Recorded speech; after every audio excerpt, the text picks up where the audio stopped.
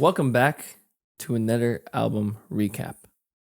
I know it's been a while since I did one. I think it was last year. Did one sometime. But this one is long overdue. This is a band that literally blew me away. Probably the best album I've ever heard in my entire life. The first best album I ever heard in my entire life on this channel. We are talking about the one and only WILDERUN or WILDERUN Veil of Imagination. This album is absolutely just mythologically fantastic. The story throughout this whole album, the journey that it takes you on, it's so surreal. And the visuals in the Tyranny of Imagination, which we'll talk about later,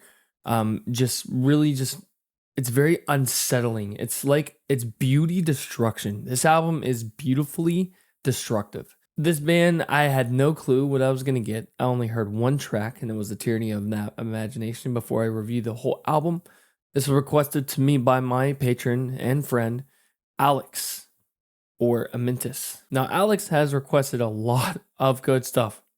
I mean, a lot of good stuff. He's requested me an Abstract Illusion, Amiensis, Bishop of Hexen, Winter Horde, and just so many amazing bands that I'd never heard of before. Xanthocroid, another one that I freaking love. But dude, overall, this album, it blew me away. Like, you have to listen to this album in full. If you're going to listen to this album or this band, it has to be listened into from front to back. It just takes you on a journey. Every song goes into the next, and I can't even describe how amazing this album is. Like, we're going to talk about each track the best I can. But guys, if you aren't already, please go support WILDERUN or WILDERUN. I say WILDERUN because I thought they were fucking English or something like that, or Scandinavian, but they're not. These guys are from Massachusetts, USA. That's right. And they make music that sounds like Opeth, and they're just fantastic. I definitely highly recommend you watch their playthroughs because it's just criminally underrated. Veil of Imagination starts out with The Unimaginable Zero Summer. This track starts out with just talking. I believe it's Evan Barry that talks throughout this whole track. It kind of reminds me of Ocean Machine by Devin Townsend. The track leads in as you can barely hear this guitar come in. I believe it's an acoustic guitar. It might be a classical guitar. I believe it's a classical guitar, but it just comes in so subtly, and just you hear him talking, and then as he's done talking, this guitar just goes in, and then he starts singing. I was like, wow, he's got a really good voice. So after he gets done singing this one part, it goes into this choir orchestra, and then this just symphony, and it's just beautiful heavenly symphony. And then when you least expect it, it just jumps right into death vocals with the blast beat drums. Just blew me away how awesome this track was, and I want to cover it in the future. That is gonna be done. This is such a long track, but I promise you, the length of this track it goes so quick because you're listening to it and just falling in love with this sound. It's just coming through your headphones. After it goes through the verses, it got this really cool ass bass. It's a very, very deep, muddy bass. And then it just goes into that. I just got done being sick, but yeah. I can't really scream it. And then as it leads into it, it has a choir singing over his lyrics. And he's singing some different lyrics, I believe it is. And then he has a choir coming over it. And just wow. And then once you think it's done, it has this ambience. It has this really subtle ambience after that part's over. And during this subtle ambience, you think the song's over, but it's not. Bam! It leads right into a beautiful solo. This track gives me goosebumps. Still to this day, I love this track. It's just such a fantastic opening track. The next track that it leads right into is O Resolution. And O Resolution just leads right into this really, really just powerful choir and like a lead over it and symphony, and just it's so beautiful. It's almost like you're entering heaven's gates itself. It has a nice lead solo in it as well, and just goes over I think it's the verse, and then it goes into this stop. It like stops and it has this really slow part, and then again when you think it's over, it has an amazing solo at the very end of the song, or like towards the end of the song. It's just, this is an awesome track too. And then after the song's over, it leads right into the next one. Sleeping Ambassadors of the Sun. This track is not really one of my favorites. I can't remember what my favorites were on this album. I'm pretty sure my favorites were The Unimaginable Zero Summer, The Tyranny of Imagination, and When the Fire and the Rose Were One. Those are my top three. But yeah, this track was pretty good too. So the track begins just with this really, really subtle head voice from Evan, I believe it is. I believe Evan sings all the parts. It's just really got the no. I was like, wow, that's pretty cool. It's the same guy. And then it just goes into the death growls again. It has these beautiful violins in it towards the end of the song. It's just a track you have to listen to. Like I said, it's kind of growing on me, but it's not really one of my favorites. So Scentless Core Budding is our next track. It leads right in from Sleeping Ambassadors of the Sun. And just this track is a beautiful instrumental. It has a piano in it, and it has a harmony of just humming. It's kind of like the budding of a flower. It kind of reminds me of that. That's exactly what it reminds me of, actually. And on the front cover, it reminds me of just looking at the front cover of this album is beauty destruction.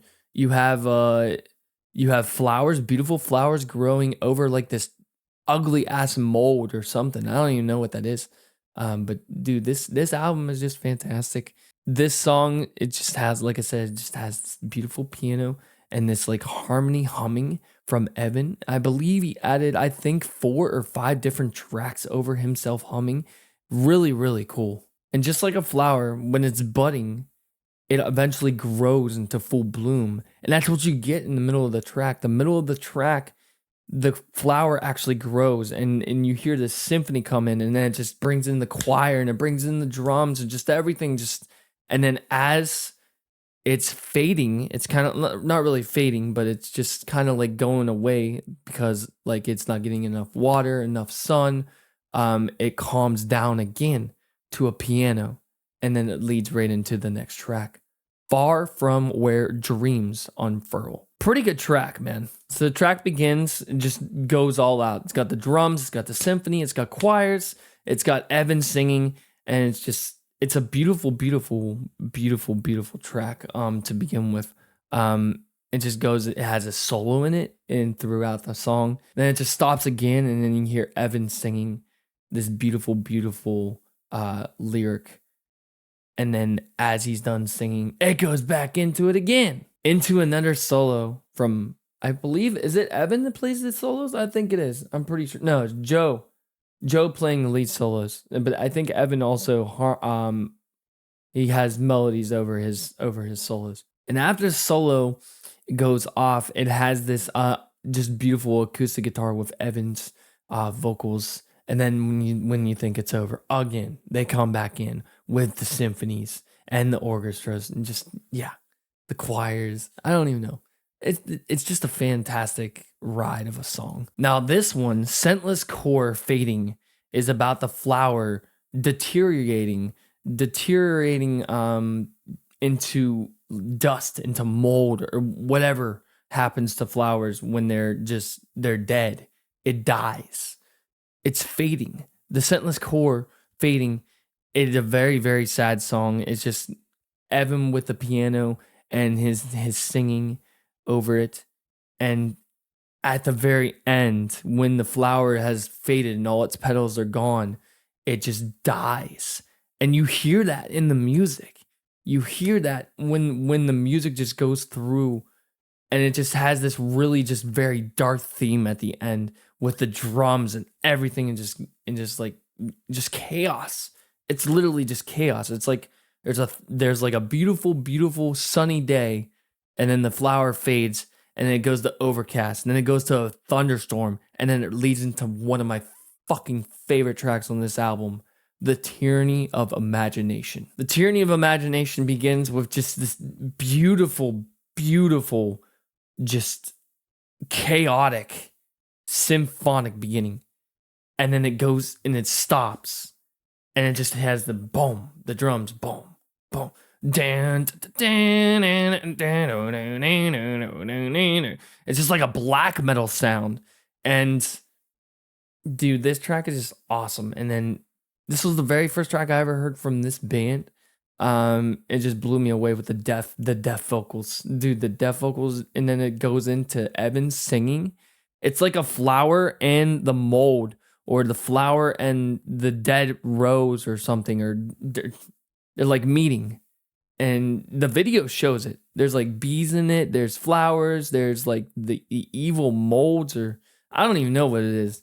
I don't know what Evan and the guys were thinking when they made this album. I would love to know the meaning behind this. I would love to get an interview. And it has this chaotic piano over this symphony, and then it's like, cowardly you hide behind the other mountain, and just it just got him singing over it. And after Evan singing this part with the cowardly you hide, it's got this like just drum.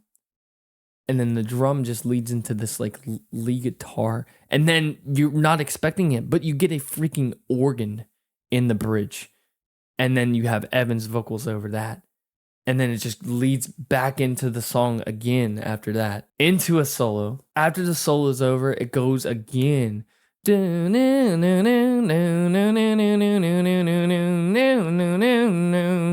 this time, instead of Evan singing during this part, he goes back into the deaf vocals. So it's the polar opposite of what we got in the first time that we heard this riff. And then you just have this beautiful drum part from John.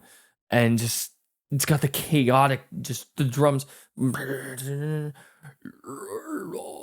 I can't scream right now. I'm still sick. But yeah. It's something like that. I can't remember what he says here. And after this part's over, it goes into this beautiful outro that has the symphonies, and then you have lost what I have won, but world has turned to rot. And then it just leads into this outro that just blew me away, because like when you're listening to this on headphones, the volume, it just goes from, it's like low, right? And like as an engineer or producer, you have this ceiling when you're looking at your productions. And I believe that they created an effect that went over the ceiling, but it didn't go over the ceiling. Like it sounds so chaotic at the very end.